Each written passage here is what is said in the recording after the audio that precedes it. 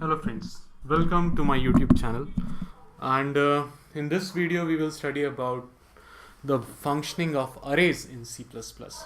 So arrays, you must, if you are not aware of it, then arrays are a contiguous allocation of memory. For example, so why do we need exactly contiguous allocation of memory? For example, I have a class, and in that class, suppose there are 5 students, and I want to save the name of every student.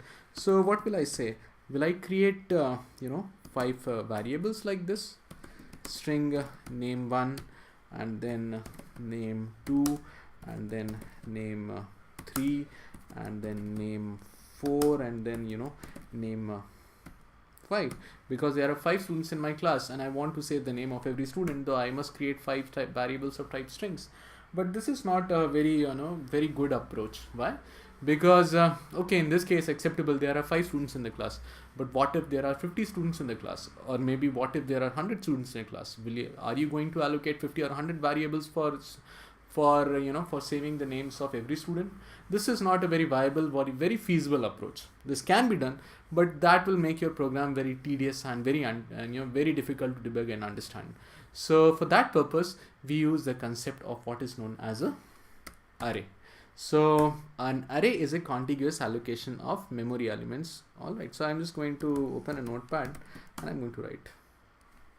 So what is an array? Array is contiguous allocation of memory elements of same data type. So what does this mean? Suppose I want to save the names of 5 students in the class. So instead of declaring 5 variables, I can declare an array. And how will I declare the array? First of all, I will give the name of the array, and then I will give the first of all I'll give the data type of the array. So what is the data type of the array? I've given the data type to be string, and then I will give the name of the array. So suppose I give the name of the array as stu names.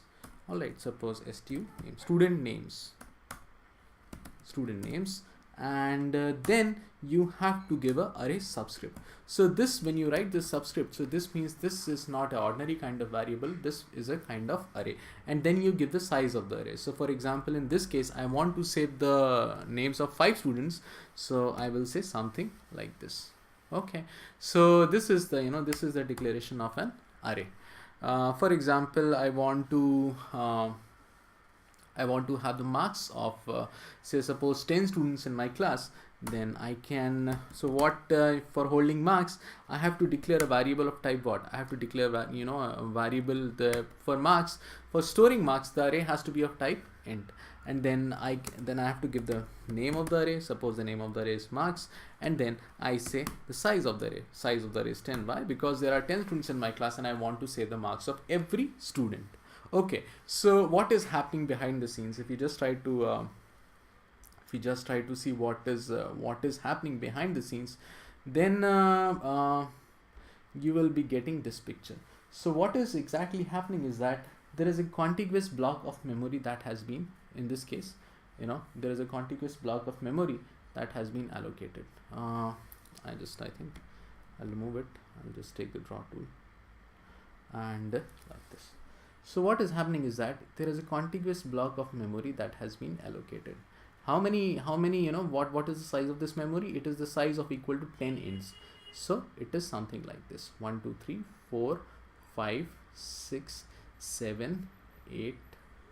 I think 1, 2, 3, 4, 5, 6, 7, 8, 9. Yeah, and then there is one more. Suppose this is the 10th. Okay, so contiguous blocks of memory has been allocated, and this much memory is it is the size of an int. Why? Because we have created an array of type what? We have created an array of type int. Suppose so somewhere in the memory this array will be allocated. Do you agree on this point? Oh, sorry. I think there is some. I'll just clear it. I'll undo it. Okay, yeah. So if you do agree with me, then somewhere in the memory, this array, this whole array it will be allocated somewhere in the memory. It will be allocated, and if it will be allocated, then it will be having some memory address. Suppose it is starting at the memory location 2014. This element is starting at memory location 2014, and if integers are of size 2 bytes, then this second element will be allocated at memory location 2016. Then the third element will be allocated at the location 2018. Why? Because the size of an integer is 2 bytes. So these memory locations are allocated and in an incremental fashion of 2 bytes, because the size of an integer is 2 bytes. So this is it is not like that one element is stored somewhere else and the second element is stored somewhere else. They are stored in contiguous memory locations, okay, side by side. All right. And how do you access the element of an array? You access the element of an array by its index. So always keep this thing in mind, that arrays in C++ are indexed from the index location position 0. How? The first element in the array has an index position 0. The second has the index position 1. The third has, this element has index position 2, and this has the index position 3, 4, 5, 6, 7, 8, and then finally 9. All right. So this way. So because the array indexing is starting from memory location 0, and the total size of the array is 10. Okay. So the maximum element will be 1 less than the size of the array. See, the size of the array is 10, and the maximum index in this array is what? It is equal to 9, which is 1 less than the size of the array. So this thing has to be kept in mind when you're designing, when you're thinking in terms of working with an array. All right. So this way we work with an array. So let me do something interesting, and let me actually so in order to so suppose I want suppose to make it simple, I would just say, for example, I just want to save the details of 3 students. So in this case I will first of all I'll just clear all this, and this means that what has happened is that an array of 3 elements have been allocated. An array of 3 elements has been allocated. See, 3 elements. This element will have the index 0, this element have index 1, and this element will have the index 2. So for example, this memory is suppose 2000. All right. So, and in the size of the integer is 2 bytes, then this this element will have the address what? It will have the address 2002, and this element will have which address? This element will have the address as 2004. Okay, this way it is gonna work. Now let us try to verify all this, and let us try to actually see how can we initialize an array. So in order to initialize an array, suppose I say, how will I access the the first element in the array? I will access it by its index position. So what is the index position of the first element? It is equal to 0. Suppose the marks of the first student is equal to 98, and then let me copy it, and then I'll just paste it. Okay. Suppose the marks of the first, the second student, which is accessed by the index location 1, his marks are, say, suppose 75, and then suppose his, this third student marks is what? It is equal to 86. All right. So like this way. And then if I want to, if you want to always access the array elements, then the best approach is to always write a for loop. So how will you process all these elements in a for loop?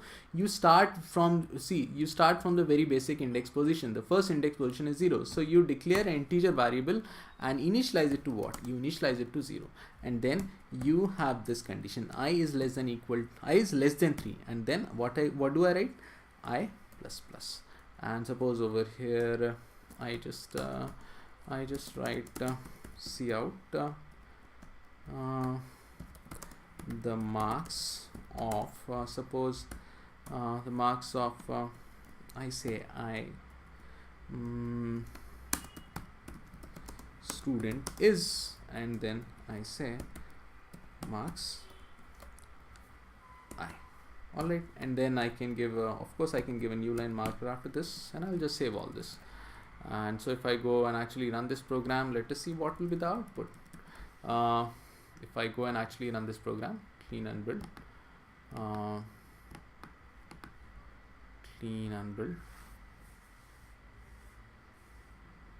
okay,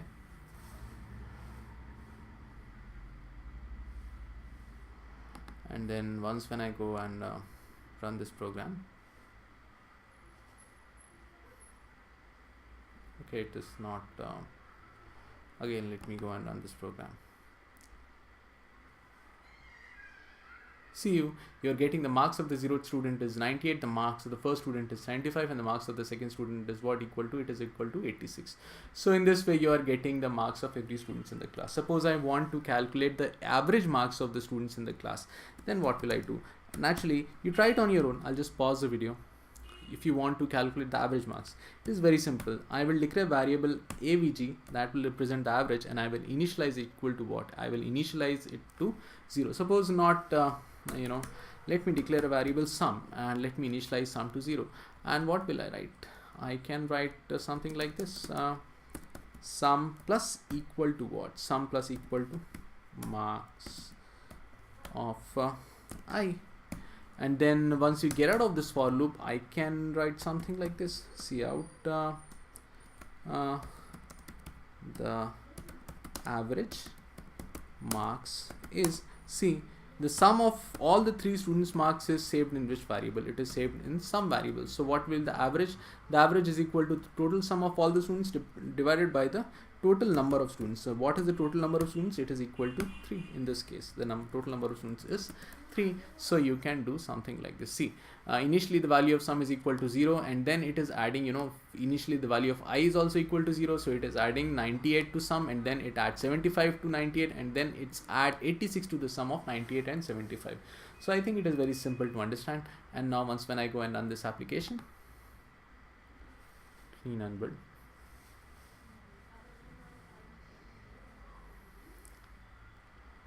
And now if I go and run this application, see, the average marks is 86. So you are getting the average marks also. Okay, you can even try to do it, calculate on your own. And now suppose I give you again, now we have calculated the average marks. Now suppose I want to calculate the maximum marks amongst all the students. So what will I write in this case? I think it is also very simple. You can declare a variable, and suppose the name of the variable is max, and you initialize it to 0. And then if you want to calculate the maximum marks, then you can write what? If max is what?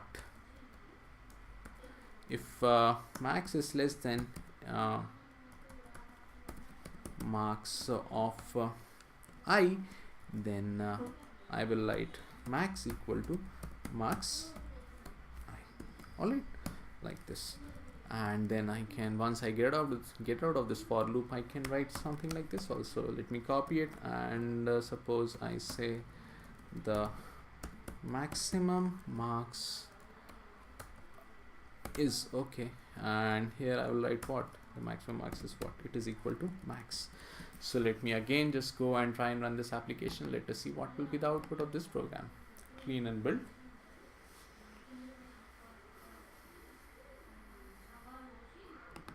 And now if I go and run this application, see, the maximum marks is what? The maximum marks is, it is coming out to be equal to 98. So how is this happening? This is happening because you are initially you have set max equal to 0, and then you take each and every element. First you take 98. This is equal to, when the I is equal to 0, then marks I will represent what? It will represent 98. So max is equal to 0, and it is less than 98. So max will be set to equal to what? It will be set to equal to 98. And then marks 1, then I will become 1, and then max will be greater than, because max is containing 98, so it will be greater than 75. So this condition will not run. Similarly, in the case of 86, it will not run, and then we will get the maximum element. If you want, you can just you can do a dry run of all this. So I think this is very basic and simple explanation of an array. Suppose one more thing, you can have the declaration and definition. You can initialize the array when you declare the array. How will you do it? You can do, suppose you want to store the age of all the students. Suppose you have 5 students and you want to save the age of everyone. So you can do something like this also. When you are declaring the array, you can also initialize the array. For example, I can say something like this: 21, 34, 55, 43, and suppose 22. Alright, so see how many elements I have given? I have given 5 elements. Okay, so Alright, there is some problem. Yeah, I have to add a semicolon. I think now it will work. Alright, so here I will just let me go and comment out all this code. I will not use all this code. I'll just comment it. And now if I want to, if I want to print the the age of every students, and this is also very simple, then again for that purpose I will have to run a for loop, and for loop will start from 0 and to which it will go to till 5. Why it will go till 5? Because there are 5 elements in this age array, because I want to print the contents of this age array. And then I can write what? I can write age, and then I can give the index position that is equal to I. So if you actually go and run this, suppose let me add a white space also after it, and if I go and actually run this program, clean and build,